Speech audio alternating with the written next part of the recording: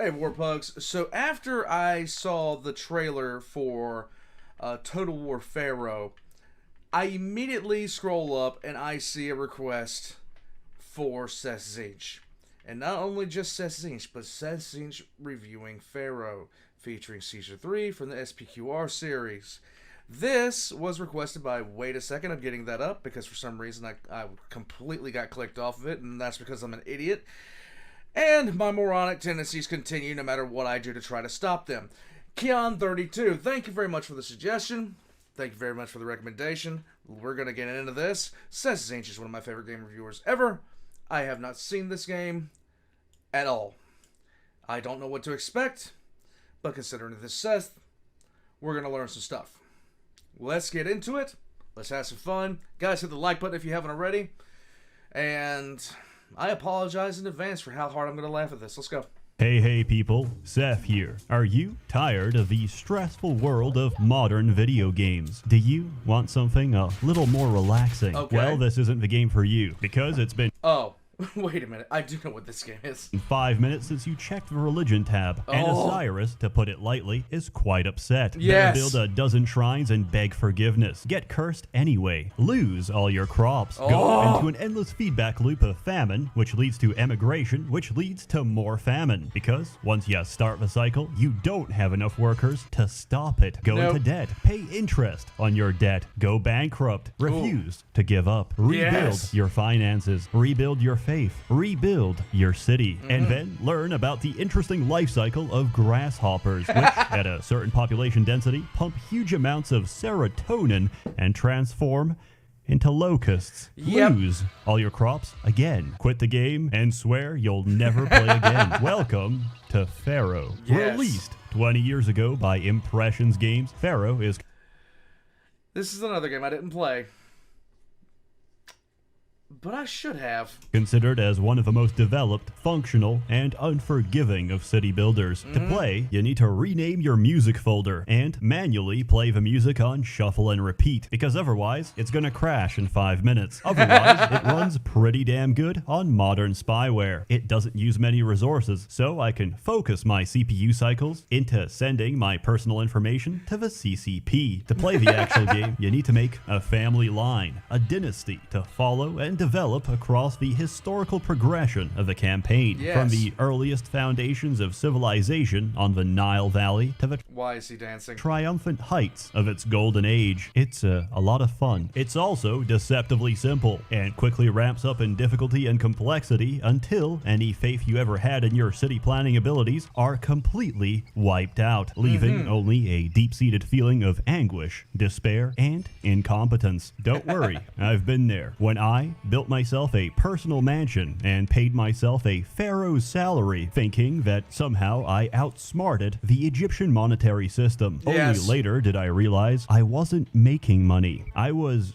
taking money from my own treasury to pay myself so I could put it back into my own treasury. My profound economic genius did not go unnoticed, because in several months' time, the real Pharaoh attacked my city to save my people from extreme retardation. In the beginning... Yes, save them. It's funny how saving people in those times, saving them from problems, stuff like that, wound up with so much mass death and they weren't really saving them, were they? No.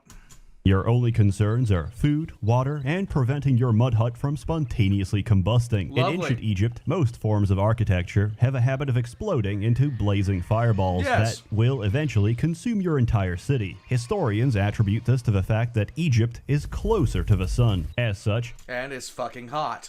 every street corner requires an architect and a fire station, because without them, in a few milliseconds, my city will look like this. Your needs grow with the people, and you always need more people to run the city. This process is encouraged by the fact that as you satisfy their needs, dwellings will upgrade automatically, both visually and mechanically, as they accommodate wealthier residents. Your reward for a well-managed city is a city that doesn't look like shit. So, unless you want to stare at mud huts all day today, we need to talk about the essentials of Egyptian life. Yes. Ancient Egypt invented many great things, such as crime and punishment. The mark of an advanced civilization is a police station. Unfortunately, Pharaoh was an older game in the series, which still worked on the principle of employers having to manually find their employees. This means they have to walk out, and if they don't find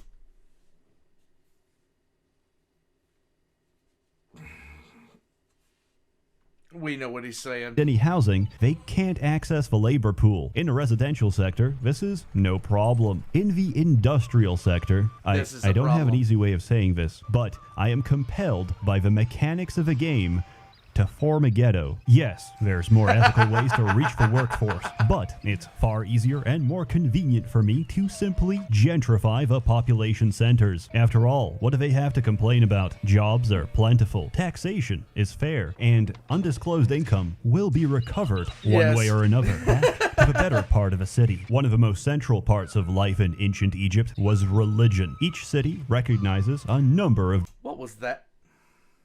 Really? different gods, and they demand worship. There's obviously more, but in Pharaoh, you worship one of the big five: Osiris, Ra, Ta, Set, and Bast, which respectively control the flood, the kingdom, pottery, destruction, and secondary toxoplasmosis transmitted by your cat. Make them Lovely. happy, and you'll get a blessing. That usually helps your city, unless it's a blessing from Ta. Don't worry, mortal, I've resupplied your workshops. What's that? You don't have a weaver, jeweler, or shipmaker? Well then, my work here is done. Oh, that's a nice empty storage yard you have there. I'm gonna fill it with clay. Appeasing the gods isn't easy. You'll need to develop OCD and check the religion tab every few seconds to see how long you have until the next meltdown. Gods have to be honored by throwing festivals as often as physically possible. You see, the only way to delay divine punishment is getting shit-faced and drinking copious amounts of alcohol. The gods were dicks. I'll just say it. The gods were dicks. When you vomit, Osiris smiles. Don't be surprised. Ancient Egyptian mythology is very colorful, and I think that's best depicted in the Osiris myth. Most of my retelling comes from the Plutarch account, which has its own issues, but we largely had to piece this all together. Ancient Egyptians believed that words carried power, so the more negative or unsavory parts of stories were often never recorded, because simply writing them would manifest the words into reality. Countries that should be nuked in no particular order: Turkey, Russia, the US, Germany, France, England, Poland, the entire Middle East. Wow. Anyway, goes like this. Osiris rules over Egypt. Set didn't like that, so he invites him to a dinner party, during which he loudly proclaims there's a gift at the end. It's a chest, but he'll only give it to whoever fits inside. Every guest tries the chest, but none of them fit except Osiris. As he hops into the chest, Set and his goons lock him inside, decapitate and dismember him into 42 pieces, and throw him downriver.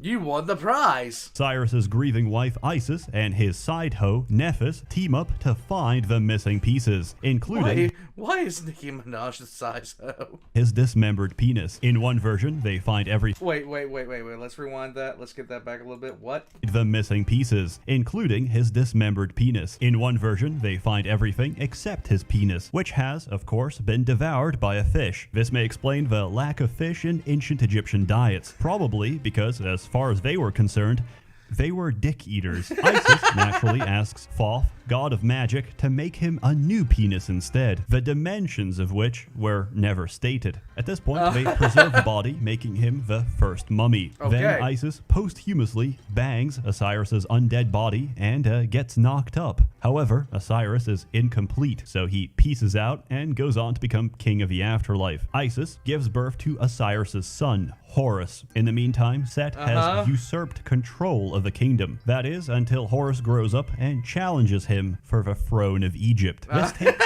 almost 80 years, during which they transform into hippos and bite the shit out of each other. Isis attempts to intervene and harpoon Set, but accidentally stabs her son instead. Good job. Good job, Ma. In a perfectly natural response to your mom accidentally harpooning you, Horus decapitates his mother. Don't worry, it's not fatal, as Thoth steps in,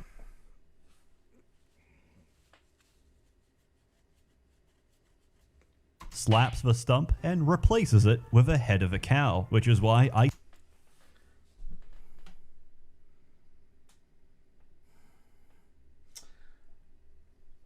Mythology is weird, and I love it, because they had to be smoking something real heavy to come up with this shit.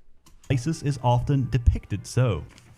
Anyway, where was I? Oh yeah, Set sexually assaults Horus. I mean, we went from dick eating fish to this. Did you really think it would be safe for work just because it's Egypt? Let me give you some context. Ancient Egyptians believed semen was a very potent substance. In other words, poison. Set came inside Horus, which made him physically ill and made Set a homosexual, except no homo, because it's all about power dynamics and mental gymnastics with these people. Horus survives because he caught the semen. With what? With his hands, of course. I imagine he just slapped it away. Then Isis straight up puts Horus's semen on lettuce. Man, don't judge, okay? Find you a mom that cares. Find you a mom that'll help you prank your friend by putting a little extra seed in his salad. Set consumes the cum cabbage and gets impregnated by his rival. Set loses the throne of Egypt, and Horus takes his rightful place on the throne.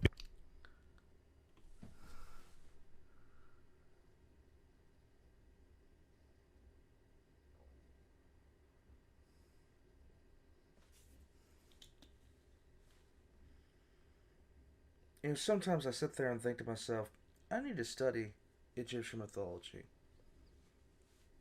I need to study Egyptian mythology. I think that to myself a lot. Egypt is just, even though I'm really a big fan of the Bronze Age collapse in terms of historical periods because of all the things that were involved, I'm very ignorant when it comes to Egyptian history. And a lot of times I'm sort of thinking, God, you just need to sit down and read some stuff. You'll enjoy it so much, and then I hear this, and my soul screams in agony. Anyhow.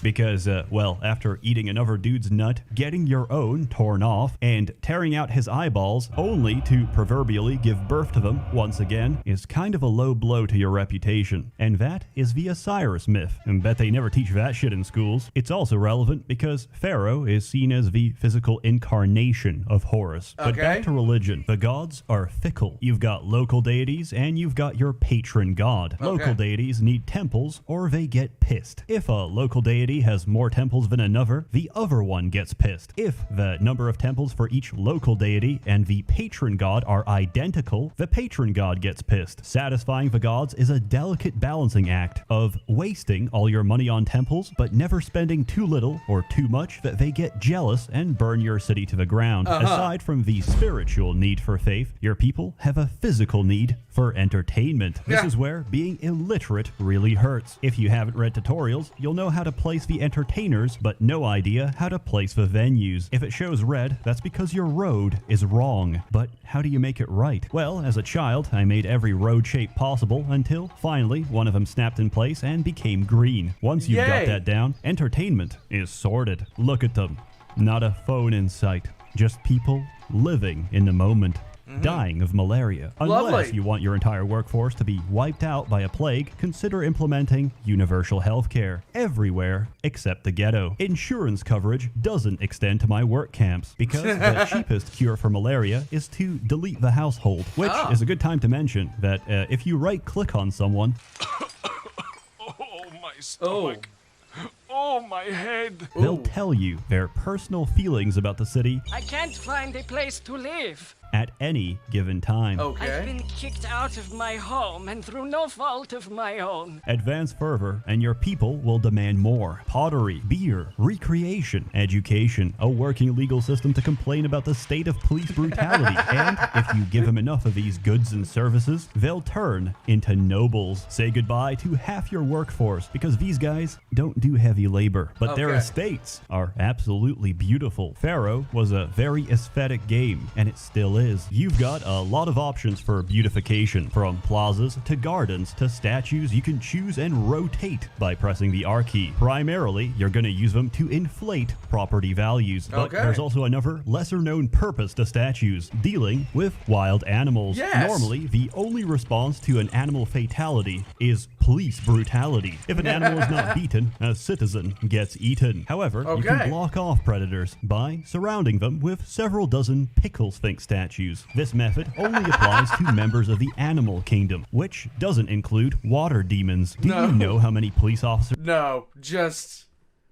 not the murder horses. Come on, man. it takes to kill one hippopotamus? Enough. I tested this. I lose 5 men for every hippo. I could send in the army, but then they run to water and toggle God mode. I've learned to accept that there's nothing I can do about this, except increase the music volume to try and drown out the screaming. With development comes prosperity. Trade is an essential component of any city, and without profitable exports, you're going to run out of money. Don't worry, if this happens, Pharaoh will send you a stimulus check because he's literally printing his own money. I recommend declaring bankruptcy at least once each mission. Hey, it's free money, and I'm gonna take it. Anyway, each city can only make certain goods. Everything else, you're gonna have to import. Not only that, but your neighbors and the Pharaoh himself might make requests of your city. On paper, it's a gift. In reality, it's an obligation. Oh, you didn't send food when we had a famine? Then forget about trading because my people are dead. You know those blocks of sandstone you never delivered? They're still missing from my pyramid. And if you don't meet the second deadline, your shoulders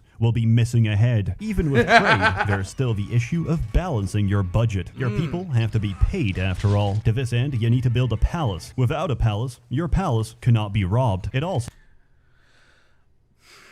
Kind of a requirement, isn't it? allows you to make tax collectors. Tax collectors exist to be shanked in the open street while Lovely. everyone watches. They're essential for your city. This game taught me an important lesson. Economics is a closed loop. All the wages you ever spend, you get back through taxation, which Okay. at 9% is fair and stable. Pump it too high and your city will quickly become a ghost town. I tested this, and unfortunately, you can't build a tax prison whereby you lure immigrants into your city with low taxation, then suddenly pump the tax rate to 25 and prevent them from leaving with a double-layer thick perimeter of solid stone. It turns out the desire to emigrate is so strong that people simply phase through walls, reinforcing the theory that even lower on Maslow's hierarchy of needs is the physiological requirement for a human being to evade taxation. You got to do what you got to do. I'm just saying. If you're going to sit there and you're going to do something, do it well. There are two constants in the universe, death and taxes. Not sure about death anymore. Ancient Egypt was a real powerhouse and evoked a lot of jealousy. I would be too if I lived in a desert. Understandably, they're here to take your crops and murder you. Yes. Invasions are common, so combat is inevitable. And I'll be real with you, it's not very good. Most of it boils down to how many bodies and planks of wood can I throw at the enemy. That is, until you get chariots, which were considered by many during the time period to be imbalanced, pay-to-win bullshit. Pretty much. Alternatively, you could just It's kind of weird. Carriers are the sign of a national prestige these days as far as wealth and ability to project power. And battleships were really in that category at the turn of the century up until World War II, and the carrier doctrine started to really overtake the battleships. Before that, it was ships of the line. Before that, God. But in antiquity, it was flat out the chariot. The chariots were hard to maintain. They were hard to put together. They required a lot of maintenance. But the more chariots you had, the more powerful your army was. And you could make a damn powerful army with chariots. Just pray to Set. So, once your enemies reach the map, they'll fall to the ground and be recorded as a COVID death. Above all, Egyptian civilization revolved... Why? around one thing: building the sickest tombs. Think of the richest man alive right now in Anno Domini 2020. Now consider that he hasn't even prepared a modest mastaba to serve as his mausoleum. The ancient Egyptians believed that the afterlife was a complicated affair. First you die, then you're judged. You tell the gods the 42 sins you haven't committed, and your heart is weighed against a feather, known as mayat or balance. It's all metaphorical, and essentially, live a bad life and your heart is devoured. Live a good life and you get to go on to the field of reeds, where everyone, regardless of status, gets the same patch of farmland. To put it simply, the field of reeds is a socialist heaven. That's why Egyptians often buried food, drink, and other valuables with their dead, because you'll need it for the journey. That's why they also got so upset about grave robbers, because think about it, if you're stealing shit from a pharaoh, you're actually stealing shit he needs in the afterlife. It's like you're playing Gmod Survival, but with God. But God's multiplayer session doesn't have anti-cheat, and as you try to chow down a fig, it fucking despawns. So you reach for another, it also despawns. Oh no. And now you're naked. Egyptian life was as much about living as it was preparing for the next one, which is why most of the later missions will have you preparing your own funeral as you wait literal years for the pyramids to finish construction. At this point, there's no shame in using cheats. The Giza pyramids are actually so goddamn big that even cheat codes can't finish them. They can only speed them up. Luckily, the Cleopatra expansion has none of that. Thanks to the long-term threat of burglary, you'll be building tombs into the rock instead, inside the Valley of Kings. Nice. It's really more of the same, except some guy called Moses keeps messing with the RGB settings of your river, and will continue to do so until Pharaoh finally has enough and decides to free the Jews. This game also comes with a surprisingly functional and intuitive map editor. I even made one myself, with a custom script that generates crime every month of the year to try and simulate the average inner city neighborhood of a new world. As a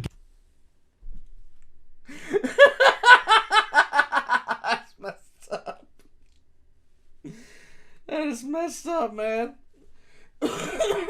game that's nearly older than most of the people on this platform, it's still got the best soundtrack, the best visuals, and the most functional design of all city builders. Pharaoh, like the pyramids, was built to last, and I give it my highest recommendation. It is by no means easy, but all things worth doing are difficult. And what's the most difficult thing of all? Maintaining civilization. Ow. Yet, no civilization can ever last. Empires rise and empires fall, and so did Egypt to the Roman Empire. Yes. Caesar Free is practically a carbon copy of Pharaoh, but hey, Roman religion was pretty much a carbon copy of the Greeks, and I'm going to get to them in the future. On the other hand, they did invent shitposting. It's maybe comforting or humbling to remember that. Okay, hold on a second.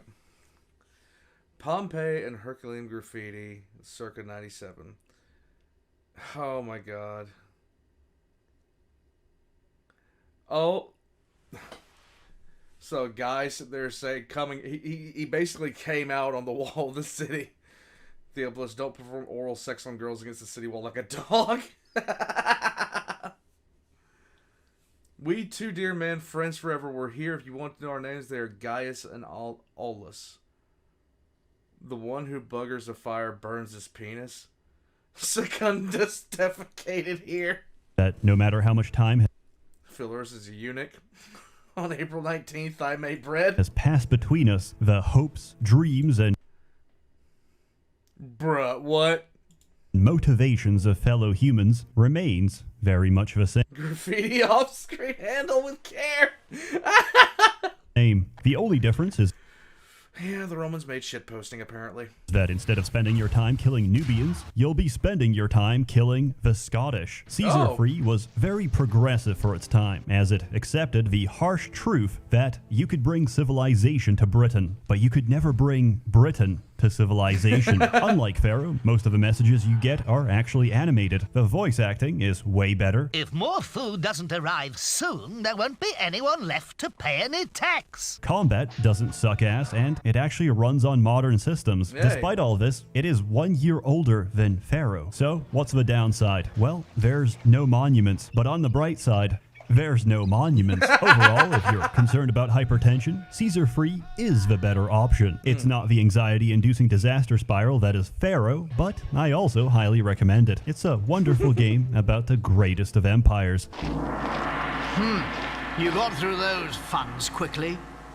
Try to make these new funds last longer. But like any empire, it too had to collapse. The fall of the Roman Empire sent us tumbling into the Dark Ages, a long period of technological decline where the only video game you had was Dark Souls. No! And it took us nearly 1,000 years for humanity to finally recover. If you're interested, GOG isn't selling a bundle. Activision flaked out. So instead, use my link and you get a discount on not only Pharaoh, but also Caesar free and pretty much every game I've ever sold on GOG. Enjoy. As always, more content to come next year. Merry Christmas. We don't celebrate Christmas here because we killed Jesus, but don't let that stop you. A warm thanks to the many members of the Merchants Guild generously funding and bankrolling these videos for over 2 years now, which I neither expect nor deserve, but I count my blessings and I'll try to make it worth your time. Please take care of yourselves, stay safe,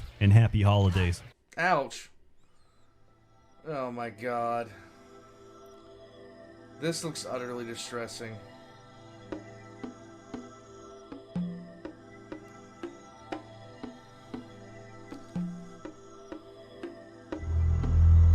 The amount of time this takes. They really don't make games like this anymore. Like, the level of complexity in these games back in the day was extreme. Like, even though they were really, really primitive by the day's standards in terms of graphics and, you know, their coding, they were really small, too.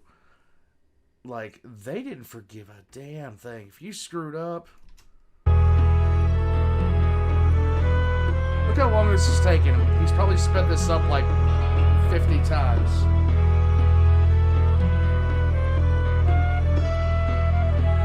Still going. Still going. Oh my god. Guys.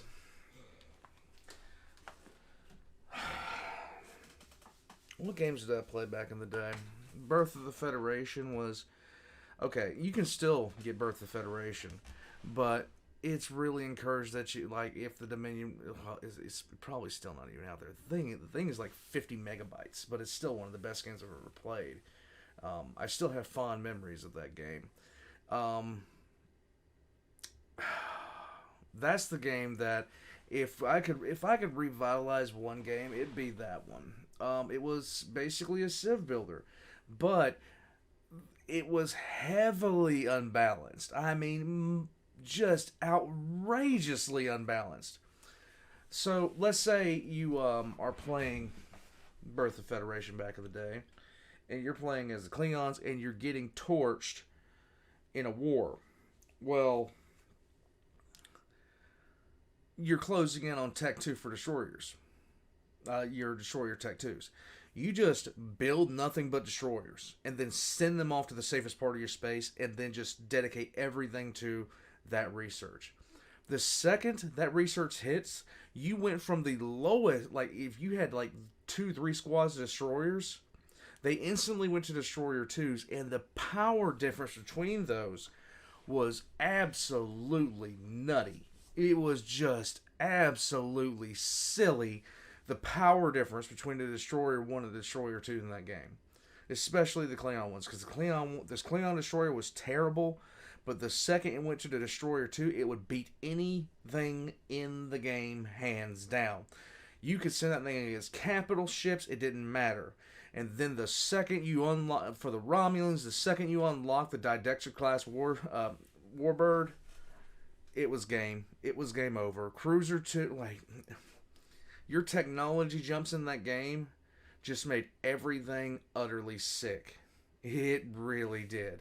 The worst one to play as was Ferengi, because you legitimately had to bring like 4 ships to 1 against anything else.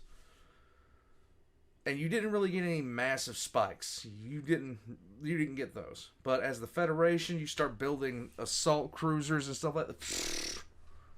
Done. Like 9 assault cruisers can take down the entire Romulan fleet. It's just stupid. Guys, enough of me ranting about old games. If you like this, hit the like button. If you didn't like this, throw a brick at me. One of the two. Just pick one. I'm going to head out from here. Guys, this was fun. It's fun to reminisce about games with these graphics when they actually needed to have them. Because you can't run it. God, city builders city builders during this time period were so unrelentingly savage.